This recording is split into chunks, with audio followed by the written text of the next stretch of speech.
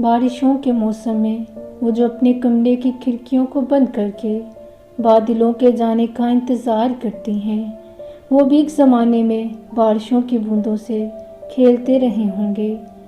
14वीं की रातों में जल्द सोने वालों की चांदनी से माजी में दोस्ती रही होगी। हुस्नो इश्क की बातें आज वास्ते जिनके कुछ वक़्त नहीं रखती, भूले बसरे लम्हों में टूट कर किसी को वो चाहते रहे होंगे।